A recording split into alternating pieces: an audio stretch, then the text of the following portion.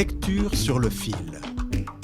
Sur le fil du discours, de l'actualité littéraire, aussi bien du funambule. Des spécialistes de l'analyse du discours littéraire présentent une œuvre de l'actualité littéraire et déroulent, pour le partager, le fil de leurs idées. Bonjour à tous et à toutes, merci d'être là aujourd'hui pour donc notre saison 2 de lecture sur le fil, et donc c'est la deuxième séance. Aujourd'hui nous commençons par accueillir Karine Abivin, qui est donc maîtresse de conférence à l'UFR de langue française et qui depuis 2020 est en délégation à l'IUF comme membre junior sur un projet sur les pamphlets de la Fronde qu'on appelle Mazarinade en analyse du discours, histoire de l'imprimé et humanité numérique.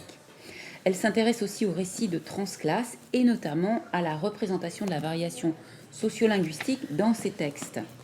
Et c'est donc justement sur Combat et métamorphose d'une femme d'Édouard Louis, au regard de mise en miroir avec Se ressaisir de Rose-Marie Lagrave que Karine s'est penchée aujourd'hui. Et c'est donc ces deux ouvrages qu'elle va nous présenter. Merci Cécile. Alors en effet, je voulais vous parler aujourd'hui des récits de transclasse. Et en fait, la pile s'est beaucoup élevée depuis que j'ai proposé ce sujet à Cécile l'année dernière, au printemps 2021, puisque je vous ai mis quelques titres dans l'exemplier que j'ai fait passer. Les transfuges de classe sont un vrai phénomène de la rentrée littéraire, nous dit un article du Monde à la rentrée de septembre. Outre donc Édouard Louis, qui fait paraître Changer de point méthode, un autre roman encore, ou un autre récit plutôt... encore, Adrien Azelli, Kawatararchi, une émission de France Inter consacrée au parcours des combattants. Bref, le sujet a le vent en poupe. Et pour citer la plus médiatique de nos collègues stylisticiennes, Lélia Véron, tellement ma claque des récits de transfuges, écrit-elle sur Twitter le 25 septembre, en pointant, après un article très bien documenté dans Slate, où elle avait montré les escroqueries du transclassisme qui peuvent être de mise aujourd'hui, où en fait, quelqu'un comme Kev Adams, par exemple, qui a grandi à Neuilly, je crois, se réclame de transfuge de classe, avec disons, un dévoiement de la notion. En effet, le récit de mobilité sociale peut être devenu un outil marketing pour vendre du récit de soi aujourd'hui, du storytelling aussi en politique. Najat Vallaud-Belkacem, Aurélie Filippetti, etc. le sollicitent parfois. Et en littérature aussi, on peut observer cette transformation en produit de ce qui était en fait un geste très novateur et audacieux quand Annie Ernaux, qui est la papesse et la figure tutélaire de ce genre, de ce sous-genre de l'écrit de soi, a écrit ses romans, ou ses récits plutôt, à partir des années 80. Et il y a quelque chose de cruel, d'ailleurs, je trouve, dans cette institutionnalisation de l'audace du transfuge, à l'heure où Annie Ernaux est quasi nobélisée, en effet. Donc, une de mes questions, ça va être: que devient l'écriture qui est normalement soutenue par la souffrance de l'illégitimité, puisque c'est un des thèmes du transclasse, quand on la quasi-nobélise en 2021. En tout cas, on ne peut pas faire aujourd'hui comme s'il était encore impensable pour un transclasse de devenir écrivain. Et c'est donc pour jauger un peu ces déplacements dans le champ littéraire et dans le champ de l'écriture en général que je vous propose du coup ces deux livres, puisqu'il fallait choisir Combat et métamorphose d'une femme d'Édouard Louis, en fait, dont je vais dire vraiment très peu de choses finalement, pour montrer comment il me semble que les stylèmes ernausiens, disons, sont devenus un peu des trucs ou des recettes commerciales, en tout cas dans ce bref récit paru au printemps. Au plan stylistique, par exemple, les indices du récit de transclasse concernent notamment le plan énonciatif, puisqu'on a un usage assez versatile des pronoms entre le « je », naturellement, qui émerge en tant que produit d'un écrit d'un auteur, disons, institué, ce qui est très difficile à penser en tant que transclasse, qui est toujours vécu dans une sorte de culpabilité de réussir à dire « je » sur la scène littéraire. Et alors, la manière dont Édouard Louis, en fait, fait ce travail énonciatif me semble, en fait, assez peu tenu, disons, au moins dans ce livre. Il parle de sa mère ici, puisque c'est l'objet de cet ouvrage, de montrer, en fait, la violence qu'a subie la mère d'Édouard Louis en tant que double victime, à la fois victime sociale, puisque dans un milieu très pauvre du nord de la France, et aussi victime de la domination masculine, exercée y compris d'ailleurs par Édouard Louis lui-même, ce qui est un des intérêts de ce livre, me semble-t-il, où Louis arrive en fait à se mettre à distance en tant qu'acteur d'une violence masculine. Mais en tout cas, il va évoquer sa mère, tantôt par un « elle », c'est le début, la photo était prise par elle, l'année de ses 20 ans, tantôt par un « tu », page 11, hein, une dispute éclate avec mon plus jeune frère devant toi.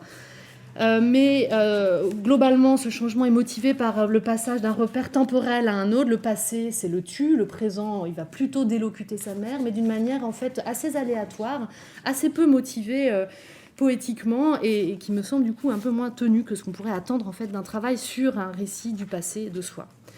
Cette versatilité énonciative se soutient d'artifices typographiques comme saut de page, blanc et par exemple une reprise de certains paragraphes en italique avec de grands blancs laissés comme vous le voyez ici. Alors de la même manière, j'ai pas trouvé que c'était très motivé en fait par des raisons poétiques et on est très très loin de W ou le souvenir d'enfance par exemple où on a un très beau travail sur cette alternance du caractère romain et du caractère italique, l'un soutenant le récit autobiographique, l'autre le récit de fiction.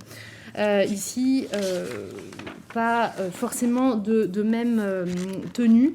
De même, l'usage du document m'a semblé intéressant, mais sans plus, puisqu'on a 3 photos, dont ce selfie, par exemple, avec sa mère d'Édouard Louis.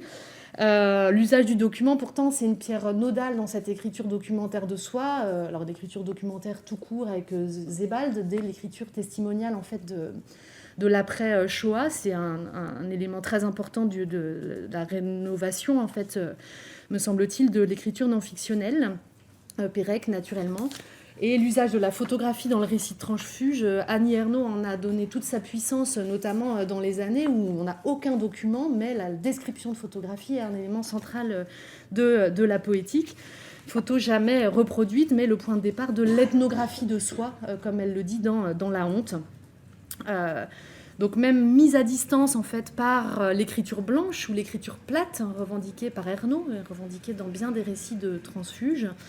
La photo, dans la description dont elle fait l'objet par exemple chez Ernaux, incarne vraiment ce punctum. Je vous ai remis la petite définition que Barthes, assez connu, donne dans La Chambre claire. Quand il repasse les photos de son enfance, le punctum d'une photo, c'est ce hasard qui en elle me poigne, mais aussi me meurtrit, me poigne. La photo incarnant ici une espèce de choc intime avec le passé de soi. Ici, donc, les 3 photos, dont le selfie avec sa mère, ne font pas l'objet d'élaboration langagière. Ils sont insérés vraiment en tant que document et la part du punctum me semble atténuée de ce fait. Alors pourquoi ce petit préambule ? C'est pour vous montrer qu'il me semble en fait que c'est plutôt dans les sciences sociales aujourd'hui, en tout cas dans l'expérience que j'ai eue là de lecture cette dernière année, qu'on trouve des expérimentations assez novatrices, en tout cas intéressantes, d'une écriture du jeu. Et on serait tenté de dire, en prenant maintenant le livre de Rosemarie Lagrave, Se ressaisir, que la sociologie, puisqu'elle est sociologue, la sociologie est une littérature contemporaine. Et je paraphrase ici Jablonka, donc je vous ai mis une petite citation extraite donc, de sa préface de « L'histoire est une littérature contemporaine manifeste sur les sciences sociales », où Jablonka dit que dire « je » quand on est historien, il a écrit lui-même l'histoire des grands-parents que je n'ai pas eus sur ce mode, le mode du jeu qui fait l'histoire et qui s'inscrit énonciativement en tant que jeu, placer le curseur au bon endroit entre distance et empathie, chercher les mots justes, faire place à la langue des gens, vivants ou morts, qu'on a rencontrés. Ces règles sont des opérateurs de littérarité. Je ne commande pas l'ouvrage de Jablonka qui confond, me semble-t-il, ici littérarité et travail de l'énonciation, en fait, travail de la subjectivité, travail de la langue ou du style. Il ne me semble pas qu'il y ait forcément avoir un opérateur de littérarité dans le travail du jeu. Pour autant, il y a certainement un travail, disons, rhétorique, me semble-t-il, dans cette rénovation de l'écriture autobiographique par les sciences sociales. Et j'aimerais prendre 3 observatoires, en fait, pour le discuter un peu. Tu l'as pas reçu. Excusez-moi, on a un petit problème d'exemplier. Qui sera coupé à l'enregistrement. On n'a pas l'exemplier, en fait. Je te l'ai envoyé. Ah mince. Comment faire je l'ai normalement sur une clé. Je pourrais te donner. Oui, je peux essayer de la récupérer comme ça. Non, en fait, ma clé, ça ne marchait pas. Il va falloir que j'essaye de me connecter au réseau. C'est pas de souci, on fera la coupure. Ouais, ça marche, ça marche. Alors attends, je vais voir si j'arrive à me connecter. On est en train de faire en sorte de vous mettre l'exemplier de Karine. De toute façon, je demande j'entre quelques secondes de patience côté Zoom. Ah ouais, pourquoi pas, ouais, si tu veux. Pour là, je te vois pas pour le moment. Je vois l'iPhone de Pâquerette, mais... Il y a un câble de connexion. Ouais, mais avec un Mac, tu sais, il y a j'utilise ça, déjà.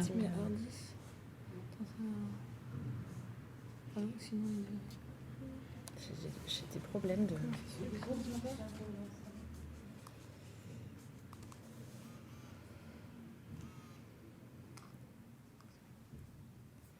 Sinon, ferme et arrête et remets. Ouais, t'as raison. Vas-y, remets.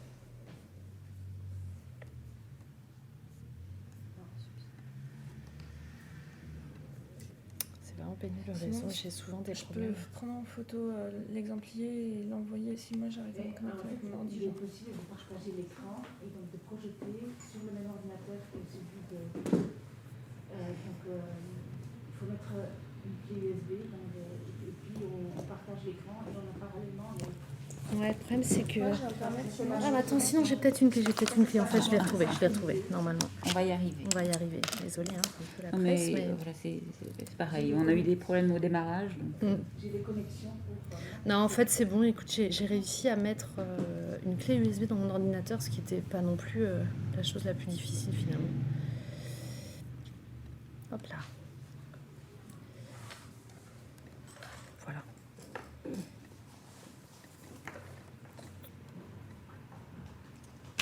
Tiens, normalement, c'est à exemplier. Du coup, voilà, je vous montre le bouquin. Donc c'est une collection effectivement de sciences sociales, c'est à la découverte.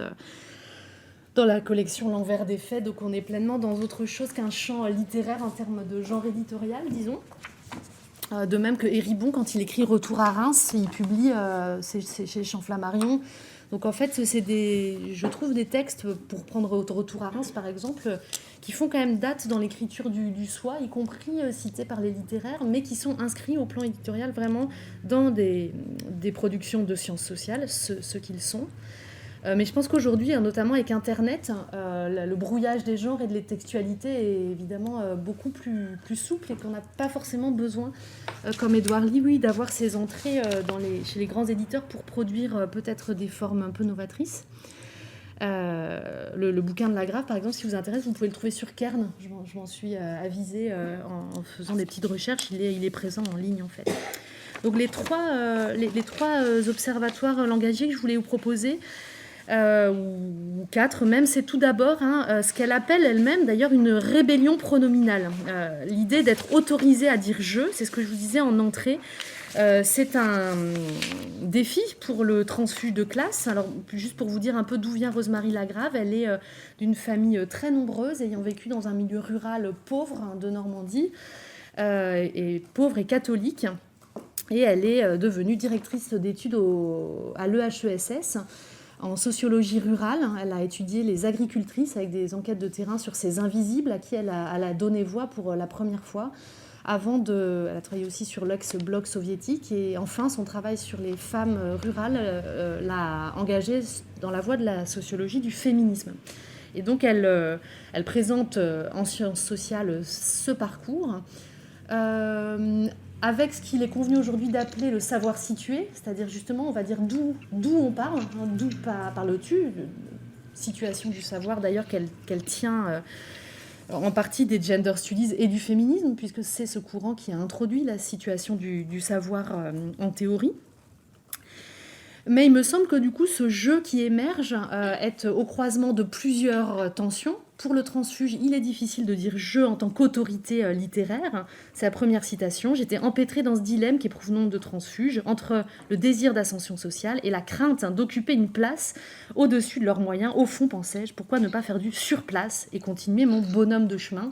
Le mot de place, on ne peut pas s'empêcher d'entendre la place d'Annie Ernaux, revient sans cesse, puisque la deuxième partie de l'ouvrage est appelée « Se déplacer, trouver sa place », qui est en effet l'enjeu, un des grands enjeux de l'écrit de Transfuge. Quelle est ma place dans le monde, et ici en particulier dans le monde intellectuel.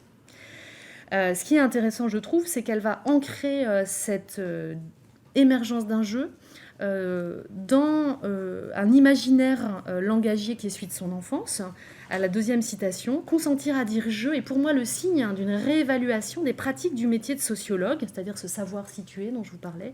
Donc les sociologues disent je aujourd'hui, et là c'est l'histoire personnelle qui fait retour, plus encore une rébellion à l'égard du précepte paternel interdisant tout penchant à la singularisation, à vouloir sortir du lot indistinct des enfants. Pour la première fois en disant « je tiens tête à mon père », puisqu'aucun moi dans l'enfance et l'adolescence ne pouvait advenir et se dire. C'est une rébellion pronominale. Et donc, elle pense ce jeu avec ce motif autobiographique géré par la contrainte de la parole paternelle, en fait. Donc pourquoi je dis la parole, c'est qu'elle va articuler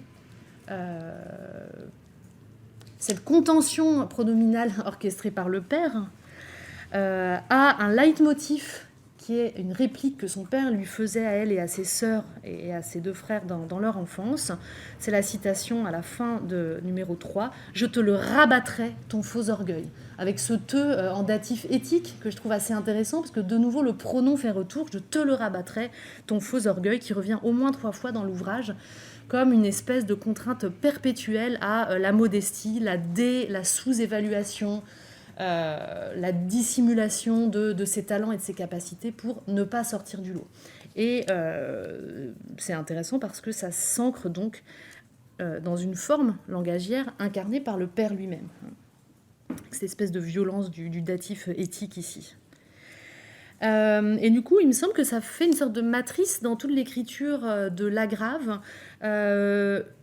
d'une matrice pronominale. J'entends, numéro 4, diluer un moi, toujours prompt à se pousser du col.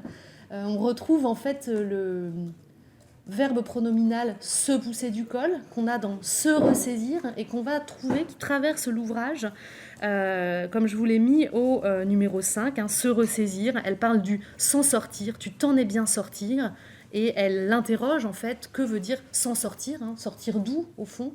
Le s'en sortir est collectif, élabore-t-elle à la page 376. De même, découragée devant les études supérieures à Paris et qui, en tant que salariée, lui posait de grandes difficultés quand elle arrive à la Sorbonne, elle écrit sans une réponse cinglante d'une de ses enseignantes de lycée à qui elle s'ouvrait de ses difficultés, sans sa réponse cinglante qui m'enjoignait de m'accrocher, sans doute aurais-je déclaré, excusez-moi pour la coquille, forfait. Donc m'accrocher, s'en sortir, se ressaisir, la pronominalisation, y compris des verbes ici, est tout à fait signifiante d'une situation de la parole.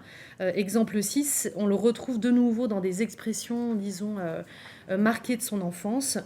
Par exemple, pendant mon enfance, on mangeait assise sur des bancs pour ne pas, et elle cite, s'affaler sur des chaises, mais se tenir droite et faire la différence avec un relâchement populaire. Donc se tenir droite, ne pas s'affaler, renvoie ici à une stratégie de distinction, même à l'intérieur du milieu rural dont elle essaye de sortir ensuite, qui est concertée de la part de ses éducateurs. Donc on trouverait en fait d'autres élaborations pronominales. J'essaye en fait ici de voir comment cette tension qu'il y a en fait dans le jeu et l'émergence de ce jeu me semble très caractéristique d'une forme de scission du jeu qui est courante dans l'écriture du transclasse, au sens où le jeu est toujours coupé en deux, entre ce jeu d'autrefois qui appartient à un monde révolu et qu'on a cherché à quitter, et le jeu d'aujourd'hui qui est en surplomb, qui reprend le dessus et qui se situe dans une parole, disons, d'intellectuel autorisé. Alors, il y a plein de manières, et ça a été beaucoup pensé déjà, par la psychanalyse, c'est la fameuse névrose de classe, dont Annie Ernaux, en fait, est une incarnation littéraire parfaite. Névrose de classe, qu'on n'arrive pas à réconcilier ces deux jeux, ou en termes bourdeusiens pensés par la sociologie, c'est ce qu'il appelle l'habitus clivé du transclasse, habitus à la fois d'intellectuel ou de haute classe sociale, et en même temps ce clivage avec cet ancien moi qui est toujours présent là quelque part au tréfonds du transclasse. Lagrave récuse ces deux assignations identitaires, ni névrose de classe, dit-elle, ni habitus clivé bourdieusien, parce que elle estime s'être toujours tenue entre les deux, dans les deux mondes, dit-elle, n'avoir jamais quitté son milieu d'origine pour des raisons biographiques que je passe ici. Mais en tout cas, elle récuse au fond cette contradiction inhérente au transfuge. Et pourtant, il ne s'agit pas évidemment d'essayer de saisir du déni là-dedans, c'est pas du tout mon propos, mais il me semble malgré tout qu'un grand ensemble de contradictions traverse son texte. On le voit par exemple dans les sous-titres où elle va toujours dire « parmi les pères », par exemple « parmi mes pères, mais pas comme eux ». Enthousiaste mais désenchanté, avec des antithèses tout simplement qui traversent une grande partie de l'ouvrage. Et en fait, il me semble, et c'est le deuxième observatoire, disons, langagier, mais plus rhétorique ici que j'aimerais aborder, c'est que ce clivage du jeu, il n'est pas du tout propre aux transclasses, il est aussi inhérent en fait à l'écriture autobiographique elle-même, et je m'appuie là très largement sur le livre de Gisèle Mathieu-Castellani que vous aviez peut-être lu aussi de votre côté, que je trouve très intéressant, qu'elle appelle la scène judiciaire de l'autobiographie, où elle fait un parcours en fait de Saint-Augustin à Verlaine, et même avec des cas plus modernes encore, j'elle va jusqu'à la fin du XXe siècle, sur les écritures du jeu et autobiographiques, qu'elle relie à la lumière des cadres rhétoriques. Alors pas pour imposer d'ailleurs des catégories et des cadres tout faits, mais pour montrer, et je cite ici Gisèle Mathieu-Castellani, elle dit « L'autobiographie a quelque chose à voir avec un procès ». C'est sans doute que le judiciaire est un discours fondamental, la matrice de tous les discours de culpabilité, d'innocence, et que l'aiguillon le plus fort qui incite à écrire est sans doute la culpabilité. Et donc elle voit dans l'écriture du soi un dispositif singulier où on peut reconnaître un avatar de la situation judiciaire. Et donc je vous montre quelques exemples dans le livre de Lagrave. Alors, on pourrait, si on était en cours de rhétorique, faire tout l'isotopie, Claire, Lise et puis d'autres qui ont fait le cours de rhétorique se retrouveraient du coup dans un de leurs TD, c'est pas très agréable. Mais il y a toute l'isotopie du judiciaire. Donc on a les témoins, le procès, la légitimité, naturellement, qui revient sans arrêt, légitime, illégitime. Elle fait un moment une interview, enfin un entretien sociologique de son propre fils, et exercice très équilibriste qu'elle mène et qu'elle a introduit très bien. Et il dit d'elle-même cet autoprocès en légitimité que tu faisais toujours. Donc son fils lui-même, en fait, identifie la dimension judiciaire de son rapport à la parole et à l'existence intellectuelle.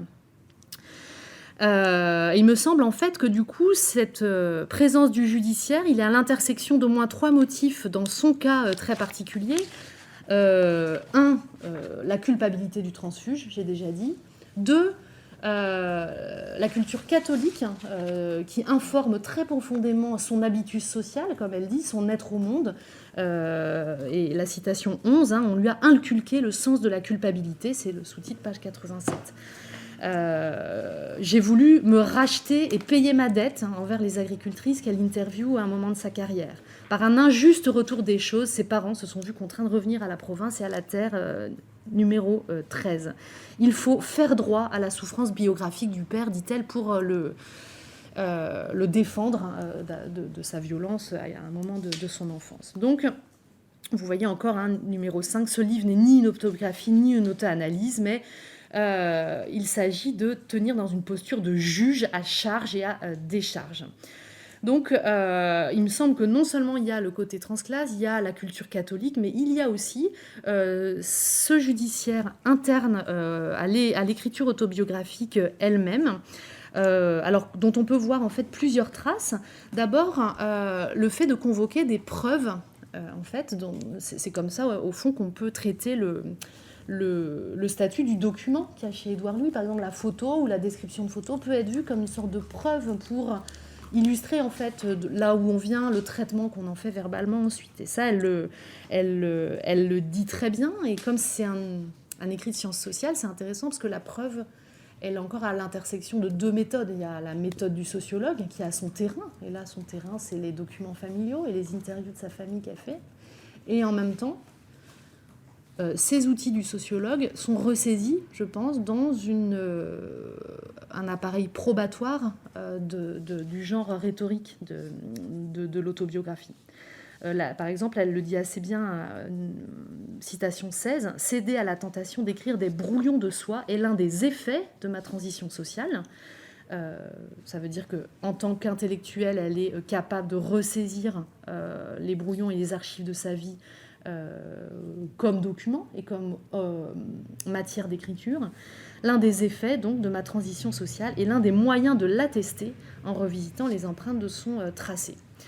Alors, ce qui me paraît intéressant dans cet usage de la preuve, c'est que, comme chez Ernaud, il n'y a aucune photo. Alors, on pourra dire 2 mots après de la photo en couverture, mais il y a juste des descriptions de photos. Donc, elle reprend plus habilement, peut-être que Louis, le stylème ernausien de la description de la photo comme punctum, quelques photos qui font surgir en fait l'émotion de manière médiée par le document.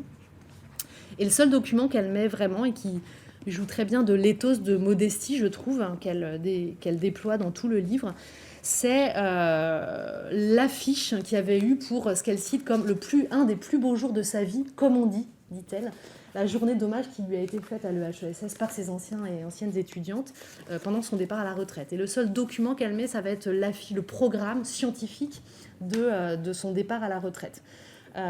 Donc comme si vraiment elle fait là une preuve qui est, comme je vous disais, vraiment à l'intersection de la preuve sociologique finalement, mais aussi de la preuve mémorielle, avec un retrait, je trouve, de l'intimité qui est assez remarquable puisque c'est un document institutionnel en fait. Donc ça c'est un des points, le document judiciaire. L'autre point qu'on retrouve en fait, comme le montre Mathieu Castellani dans tous les récits autobiographiques, c'est l'idée de l'écriture de la vie comme quelque chose de banal. On va, comme preuve de la véridiction, je vais dire la vérité, toute la vérité sur moi, on ne passera sous silence aucune des anecdotes les plus banales qui soient. Citation 17. « Si je n'ai pas connu mes 2 grands-pères, leur histoire semble insignifiante comparée à l'héroïsme des grands-parents que Jablonka n'a pas eu.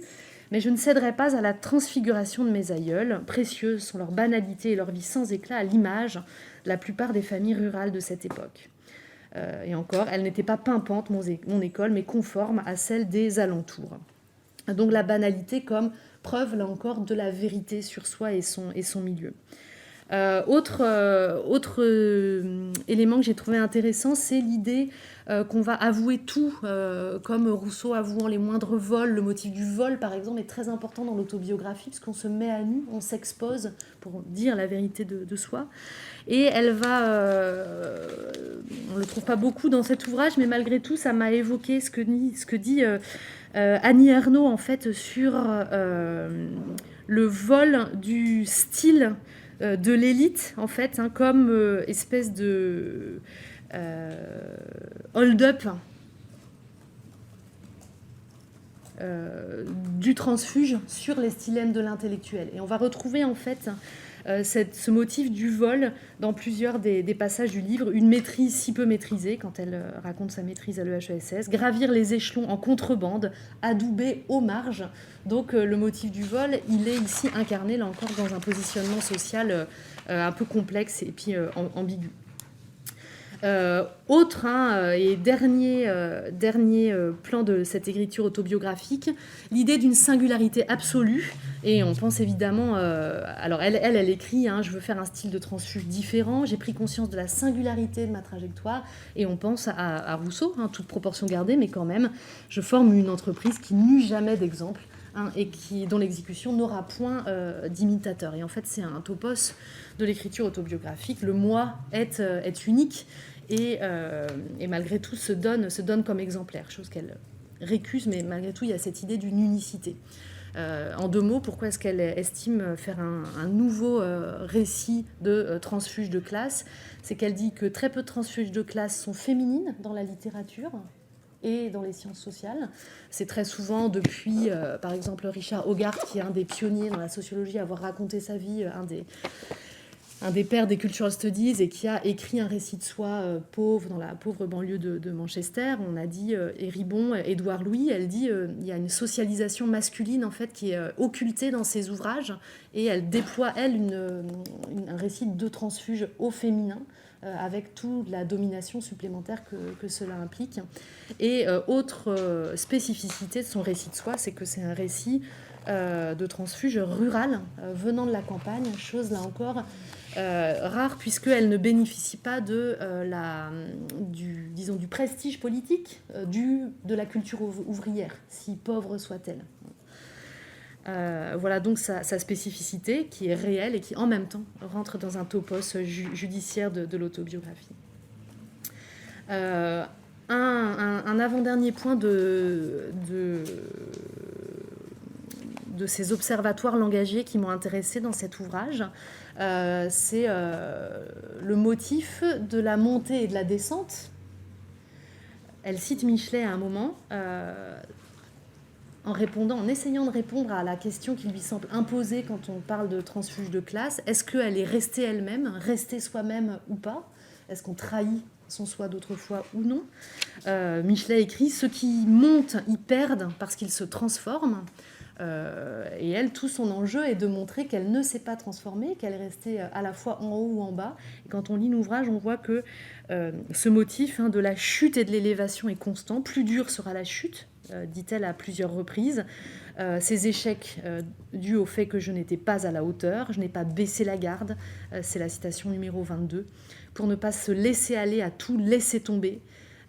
L'expression « tomber des nues », je tenais la dragée haute, j'ai blanchi sous le harnais, dit-elle en parlant de la fin de sa carrière. Je ne voulais pas baisser les bras, je me classe dans le haut du panier par rapport à sa fratrie, mais en même temps une position au ras du sol. Donc malgré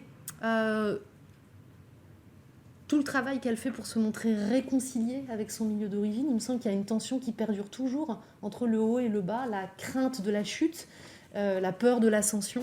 Et ces figures et ces motifs, en fait, le montrent bien, me semble-t-il. Et c'est là que ça m'intéressait de vous montrer, de commenter un tout petit instant la photo qu'elle choisit de mettre en couverture et qu'elle commente dans l'incipit de son ouvrage, un incipit très ernosien, parce qu'on a l'impression de se retrouver dans les années, qu'elle cite d'ailleurs juste après, le récit autobiographique, l'œuvre majeure d'Annie Ernaux. Une petite photographie, couleur sépia, j'ai 2 ans. Tenue par ma sœur Geneviève, je suis perchée sur une table de jardin, le bras droit élevé vers l'objectif, l'index pointant l'horizon. Cet instantané métaphorique m'indique une orientation, me donne le courage de me lancer dans l'écriture. Quelle direction désigne cette petite fille ? Elle ne le sait pas. Elle ne connaît pas encore le tracé de son avenir. Sans en dévoiler l'avantage, je lui tends la photographie de l'artiste Agnès Geoffrey, saisissant, une femme dont l'arc du corps suggère le mouvement vers un être bientôt redressé, les pieds bien plantés, le regard vers le ciel, prête à redescendre sur terre, laissant son bardadra, qu'elle cite Genette, autre transfuge de classe qui a écrit son récit du mois, laissant son bardadra derrière elle. Il est temps d'apprendre à la petite fille ce que son doigt esquissait, de lui restituer son chemin, mais il me faut la prévenir. Il y a tant de façons de le faire, etc. Il faut que je prenne mon courage à 2 mains, comme me l'intimait mon père. Donc on a beaucoup de choses dans cette incipit, la parole du père, le clivage du jeu, puisqu'elle se délocute, elle délocute la petite fille qu'elle a été. Mais ce qui m'intéresse ici, c'est la manière dont elle commente en fait la photo. Elle y voit, elle, le mouvement vers un être bientôt redressé, image donc peut-être de cette ascension qu'elle décrit dans l'ouvrage. Et en même temps, je trouve que quand on voit l'image, on peut aussi le voir comme une chute vers l'arrière, comme si elle faisait un pont, comme on fait un pont au yoga, là, enfin en partant du haut, c'est dur, mais c'est difficile de voir dans quel sens en fait va ici le mouvement de cet être et de ce dos. Donc voilà pour cette isotopie de la chute et de l'ascension. Et puis la dernière chose que je voulais vous dire, mais puisque on te rendra un écrit, Cécile, si j'ai bien compris à la suite de ce passage, c'est la chose qui au fond moi m'intéresse le plus, mais j'en dirai qu'un mot ici, c'est ce que Jérôme Mézos a appelé le plurilinguisme social dans les écrits de transfuge. Il l'étudie chez l'enfant de Jules Vallès, chez Henri Calais, chez Annie Ernaux naturellement, qui est en fait tous ces multiples voies alors qui traversent l'autobiographie, et ça c'est là encore, un fait de style très fréquent dans l'écriture autobiographique. On va citer les paroles qu'on a entendues dans son enfance.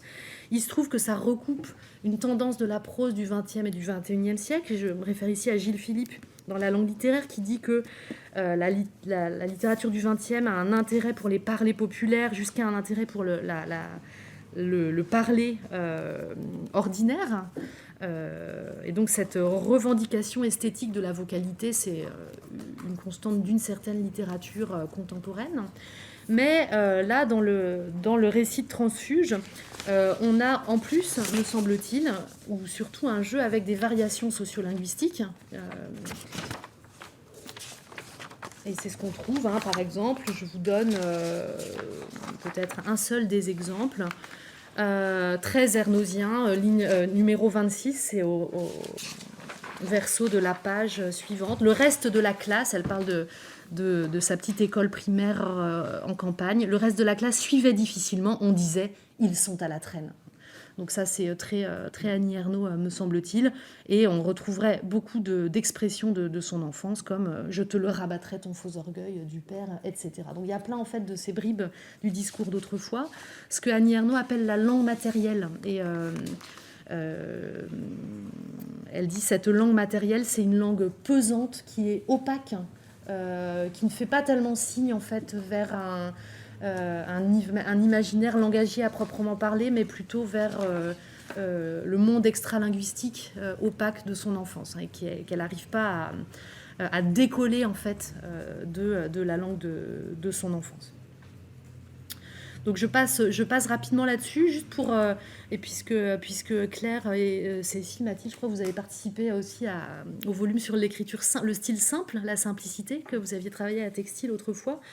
Évidemment, on se demande, quand on lit ce genre de choses, est-ce qu'on a là du style simple ? Bon, c'est un écrit alors pas académique, hein, mais donc il y a l'espèce d'objectivité qui est requise par l'écrit de sciences sociales. Et en même temps, je trouve qu'il y a un travail du style malgré tout. Est-ce qu'on est dans ce que Ernaux appelle l'écriture plate, qui évite la complicité, la connivence de classe avec le lecteur supposé dominant ? Donc pas d'allusion littéraire, pas de clin d'œil. Je trouve que la Grave, elle a un très bon sens de l'ironie. Je vous ai mis quelques blagues à la fin qu'elle fait qui sont vraiment pas si mal. Mais quand elle fait de l'ironie, elle va toujours dire qu'elle fait de l'ironie, par exemple. Quand elle est iconoclaste, elle aimerait bien, par exemple, elle parle de sa vieillesse. Le dernier chapitre, c'est sur les vieilles désirantes, hein, sur le désir des vieilles femmes. Elle a 76 ans quand elle écrit. Le désir sexuel, toutes sortes de problématiques assez taboues, en fait, sur le grand âge des femmes en particulier. Et elle a des passages assez drôles sur le fait qu'elle aimerait, par exemple, mener une enquête sociologique sur l'expérience de la mort, mais c'est très difficile parce qu'on ne peut pas faire un terrain sur les presque morts. Ce serait tabou, et elle dit, au fond, celui qu'il faudrait interroger, je vous ai mis ça, numéro 34, la seule façon d'obtenir des infos sur la mort, ce serait d'interroger les ressuscités. Or, il n'y en a qu'un, le Christ, et il a beauté en touche. Et donc, faisant ça, elle dit qu'elle est iconoclaste. Donc, elle souligne toujours les effets qu'elle produit. Ce que je vois, au fond, peut-être comme un refus de la connivence. C'est-à-dire que pour repérer l'ironie, il faudrait être connivant. Et il y a là peut-être un réflexe de classe sociale qu'elle refuse de jouer. Et on pourrait trouver des petits exemples de l'écriture plate. Il y a très peu de métaphores. Alors, elle récuse la métaphore. Il me faudrait, numéro 33, une manière de dire fervente, peut-être me laisser aller à la poésie quand elle évoque son frère handicapé, mais elle ne se laisse jamais aller elle-même à la poésie. Elle cite toujours, par exemple, les vers d'Aragon. Elle cite toujours autrui pour se laisser aller vraiment à l'émotion et au jeu, disons, poétique.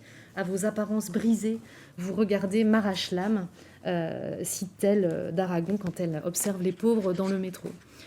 Donc, s'il y a un style simple, s'il y a une écriture plate, il me semble en fait que cela participe aussi d'un transfert de l'éthos simple, de l'éthos modeste, de l'éthos humble, d'humilité, qui est celui de la transfuge, transfert de cet éthos sur le style.